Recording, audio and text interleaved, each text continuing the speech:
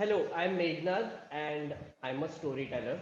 At the moment, I work with an independent media house called News Laundry in the capacity of an associate editor.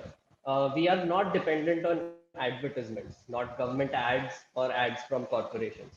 We depend on subscriptions from our readers, listeners, and watchers.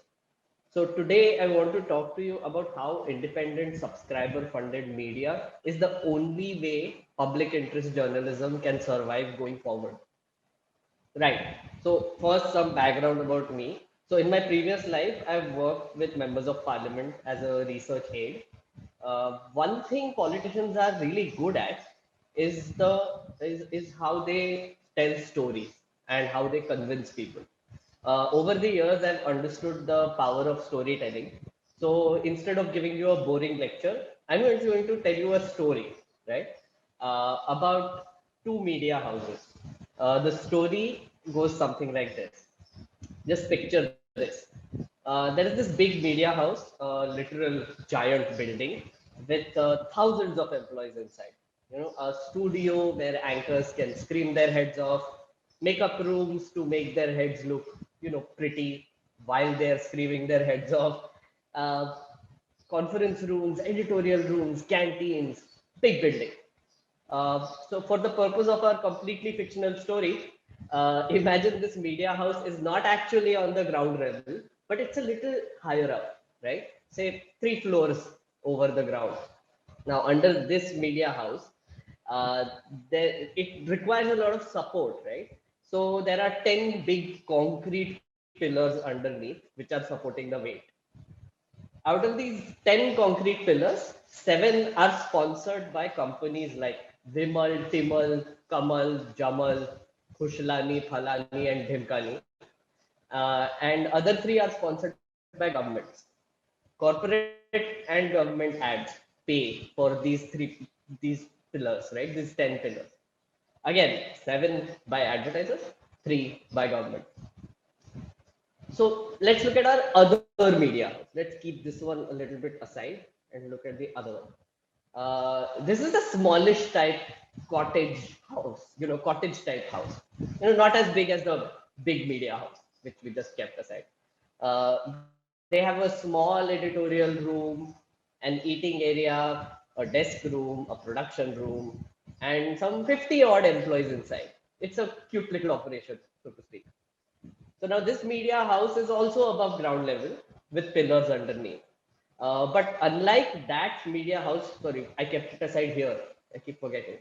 This media house, this one has bamboo pillars under it, right? Bamboo pillars. And there are 100 bamboo pillars under it. Readers and consumers of news have paid for some small amounts like 300 bucks, 500 bucks, 1,000 bucks, to place these bamboo pillars underneath. This is what supports the weight of this operation, quite literally, right? Now, one day, a story breaks. It's a scam, and some big corporate has done this scam, and some minister in the government is involved. Again, completely fictional story. The big media house reports on it, right? Uh, we'll bring our big media house back in. So this big media house reports on it, but it upsets Vimal, Timal, and Kamal.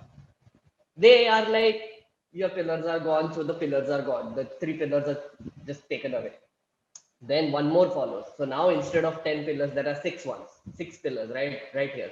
So now the house which was standing like this, like sort of tilts like this, right? And whoops, I guess the gigantic building which is tilting, now the anchors are also screaming at people, but they're just like this and screaming at people. uh, Management is in panic mode. How are they supposed to afford this operation now? There are thousands of employees to pay, this gigantic property to maintain. It's a business after all. Now here the government steps in and they tell the management, you guys, don't worry, take these 4 pillars from us. You're back to 10 now. They also tell the management, see, we saved you, so you know what to do now. Nudge, nudge, wink, wink. The coverage of the scam halts, and the anchors move on to cover something else, like, yeah, aliens bhi peete hai doodh. Yeah, and they do it for months. Uh, Now we'll keep this another aside again and bring our small independent media house back. Now this house is also reporting on it with those 50 people there, small cottage. They're also reporting on it. Uh, Now what happens is some of the people who put the bamboos underneath, they also get upset. They are like, we love this leader who you are saying did the scam, and that leader can do no wrong, not corrupt at all. And they are like, oh, also we love this company also because amazing company, amazing products, never indulged in a scam. So yeah, we are taking these 50 pillars away from you, right? So now there are just 950 pillars, right? Now the cottage is there. But something really weird happens right now. Okay, something magical happens. 100 other people quietly put more bamboo sticks underneath. 300 rupees, 1000 rupees, they just put like quietly, they put it underneath. So now they are the number of pillars for our media house is up to 1050. They're like, you guys, the people who put the pillar, they're like, you guys, let's play unsafe. TED event title drop. Yeah. That big media house, they're like, this big media house which we kept aside, they're not giving us information on the scam. You do it instead. You continue your investigation and you go hard at it. Now, with these 50 extra pillars, the independent media house quickly sets up a new investigation room, right? This is just for this story. And they hire reporters, dedicated resources to cover this story. And instead of "Kya aliens bhi peete hai doodh" type sensational things, they are now equipped to travel and do ground reports. I think it's quite amazing. And that is the end of the story. But what is the moral of the story? If you want information that is relevant to you, you must do your bit and you have to put bamboo pillars under independent media houses of your choice. I'll explain why. You see, TV media at the moment is more or less a weapon of mass distraction. If they cover something like "Kya aliens bhi peete hai doodh" for months, they sort of end up creating an alternate reality in the heads of the viewers, right? And they get lost in it. It's a rabbit hole that they create, which they just dig deep, dig deep, and they get lost. The viewers then end up ignoring the actual ground realities or the stories that matter or information that is relevant to them. But with independent public funded media, when the readers are paying to run the shop, they are more accountable to the public. So this cottage that we had is actually reacting to how people are paying and what they're paying for. So the people who are paying, they have a say in what needs to be covered and what needs to be focused on. Think about it. If there are enough people paying for something like this scam, this media house would actually want to do a story on it because paisa aa raha hai.